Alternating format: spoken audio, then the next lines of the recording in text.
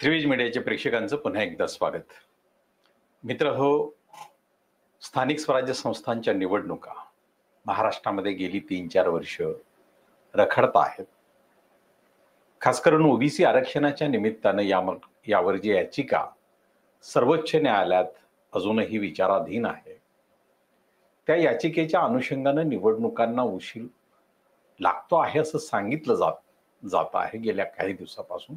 परंतु आपण नुकताच काही दिवसांपूर्वी सर्वोच्च न्यायालयाचा निर्णय आपल्यापर्यंत सगळ्यांपर्यंत पोहोचला आणि त्या निर्णयानुसार निवडणुका या कुठल्याही परिस्थितीत आता झाल्या पाहिजे. त्यामुळे येत्या 3-4 महिन्यात किंबहुना पावसाळ्यानंतर महाराष्ट्रात स्थानिक स्वराज्य संस्थांच्या निवडणुका होतील हे आता जवळपास पक्क झालं आहे. या स्थानिक स्वराज्य संस्थांच्या निवडणुकांची एकूण संख्या जवळपास 28,000 एवढी आहे. अर्थात याच्यामध्ये 27,741 ही संख्या तर राज्यातील ग्रामपंचायतींची आहे आणि मग महापालिका ज्या आहेत त्यामध्ये जालना आणि इचलकरंजी या 2 नव्या महापालिका सामील झाल्या. म्हणजे एकूण आधी 27 महानगरपालिका होत्या, आता त्या 29 झाल्या. राज्यामध्ये 360 नगर परिषद आणि नगरपंचायत आहेत.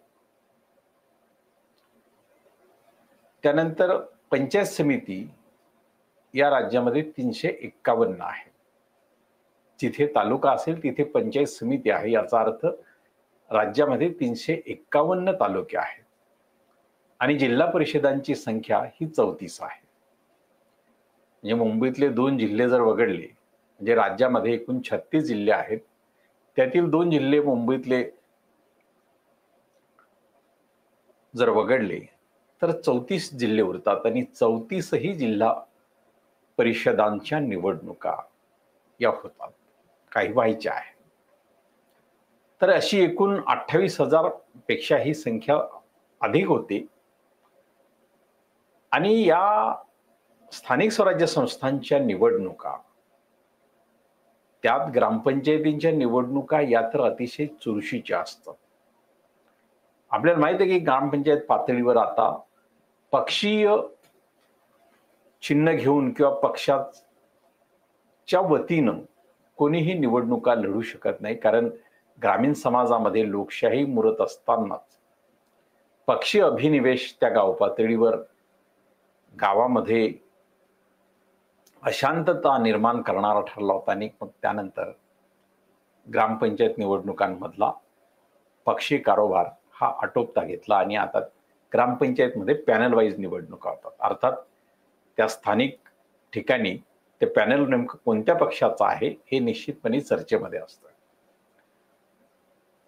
पण या 28,000 स्थानिक स्वराज्य संस्थांमध्ये जर आपण आरक्षणाचा विचार केला तर आरक्षणाच्या जागा, म्हणजे ग्रामपंचायतची संख्या नक्कीच जास्त आहे. त्यामुळे 29 महानगरपालिका, 360 नगरपालिका नगरपंचायत, 351 पंचायत समिती आणि 34 जिल्हा परिषद, या सगळ्यांची जर आपण गोळाबेरीज केली तर सदस्य संख्या जी आहे, मग ग्रामपंचायत सदस्य असतील, नगरसेवक असतील, जिल्हा परिषद सदस्य असतील, गट आणि गण आणि महानगरपालिकेचे नगरसेवक असतील, या सगळ्यांची म्हणजे एकूण आरक्षणाची जर आपण संख्या पाहिली तर यामध्ये 13% महाराष्ट्रामध्ये जे शेड्यूल कास्ट अनुसूचित जातीला जे आरक्षण आहे त्या आरक्षणाच्या अनुषंगानं जवळपास 36,400 जागा या शेड्यूल कास्ट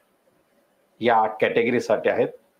जाहीर आहे की यामध्ये ग्रामपंचायतींची संख्या जास्त असल्यामुळे ग्रामपंचायत सदस्य जे शेड्यूल कास्टमधून निवडून येतात त्यांची संख्या यामध्ये निश्चितपणे जास्त आहे.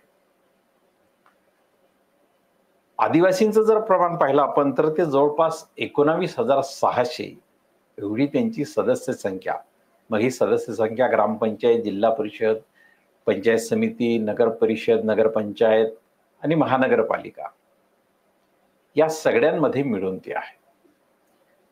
आणि गेल्या 2021 पासून म्हणजे राज्यामध्ये त्यापूर्वी ज्या निवडणुका झाल्या त्या निवडणुकांमध्ये ओबीसींना आरक्षण होतं, राजकीय आरक्षण. आणि हे राजकीय आरक्षण स्थानिक स्वराज्य संस्थांमध्ये जे होतं त्याला सर्वोच्च न्यायालयात आव्हान दिलं गेलं. तर त्यावर सुनावणी जूनमध्ये 30 जूनला बहुधा त्यावर होईल. त्याआधी सर्वोच्च न्यायालयाने निवडणुका घेण्याची सूचना किंवा आदेश राज्य सरकारला दिले आहेत आणि राज्य सरकार आणि निवडणूक आयोग यांच्या माध्यमातून आता निवडणूक प्रक्रिया सुरू झालेली का निवडणूक आयोगाने राज्य सरकारला आदेश दिले आहेत मतदार याद्या अद्ययावत करण्याचे. तर या सगळ्या जागा जर आपण पाहिल्या तर मागच्या स्थानिक स्वराज्य संस्थांमध्ये ओबीसींच्या आरक्षणासह एकूण आरक्षित जागांची संख्या ही 1,31,000 एवढी आणि जवळपास 2,80,000 सदस्य म्हणजे त्यामध्ये नगरसेवक, गट गण सदस्य, ग्रामपंचायत, पंचायत समिती हा सगळ्यांचा समावेश होतो. त्यापैकी 1,31,000 सदस्य संख्या ही SC, ST आणि ओबीसी यांच्या राखीव जागेतून राजकीय आरक्षणातून त्या मिळाल्या होत्या. आता गेली 4 वर्ष ओबीसी आरक्षणाचा प्रश्न रखडतो आहे, परंतु सर्वोच्च न्यायालयाने जो निर्णय दिला त्यामध्ये मागच्याप्रमाणे याही वेळी ओबीसींच्या साठी राजकीय आरक्षणाचा विचार केला जाऊ शकतो असा एक मोघम निकाल सर्वोच्च न्यायालयाने दिलेला आहे.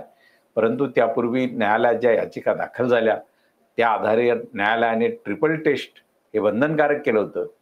ट्रिपल टेस्ट साठी म्हणजे लोकसंख्या जनगणना आवश्यक आहे आणि विशेष म्हणजे जातनिहाय जनगणना आवश्यक आहे. पण तरीही इम्पेरिकल डेटा हा सादर करून काही राज्यांनी खास करून मध्य प्रदेशने या राखीव जागा हे राजकीय आरक्षण ओबीसींचं कायम ठेवलं. महाराष्ट्राला ते अजून शक्य झालं नाही.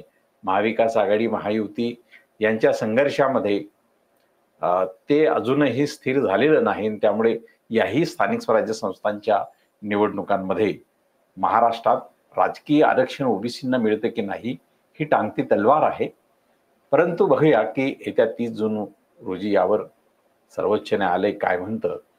परंतु या सगळ्या राजकीय रणधुमाडीमध्ये राज्याच्या या प्रचंड मोठ्या स्थानिक स्वराज्य संस्थांच्या संख्येमध्ये एक लोकशाही मजबूत होण्यासाठी जी निवडणूक प्रक्रिया होईल त्या निवडणूक प्रक्रियेमध्ये आपण मतदार म्हणून तर भूमिका बजावतोच, परंतु खास करून परिवर्तनाची भूमिका बजावणाऱ्या राजकीय पक्षांना या निवडणुकांमध्ये किती यश मिळेल, कसं मिळेल आणि कसा त्यांचा मतदारसंघ बांधणीचा काही अनुभव आहे, त्यासाठी ते काही प्रयत्न करत आहेत का.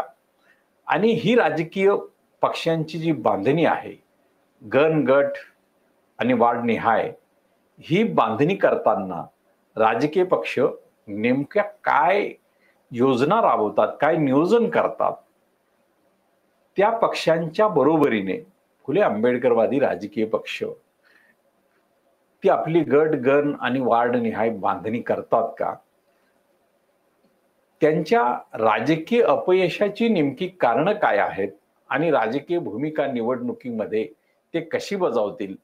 आणि त्याचप्रमाणे केवळ राजकीय पक्षच नाही तर फुले आंबेडकरवादी राजकीय मतदार हा आपली राजकीय भूमिका नेमकी काय निभावतो याही गोष्टी बऱ्याच महत्त्वपूर्ण आहेत. त्यामुळे आगामी काळापासून आगामी 2 दिवसानंतर आम्ही त्रिवेज मीडियाच्या माध्यमातून स्थानिक स्वराज्य संस्थांच्या निवडणुका आणि फुले आंबेडकरी राजकारण किंवा राजकीय पक्षांची भूमिका त्यामध्ये मतदारांची ही भूमिका आम्ही जाणून घेण्याचा प्रयत्न करणार आहोत.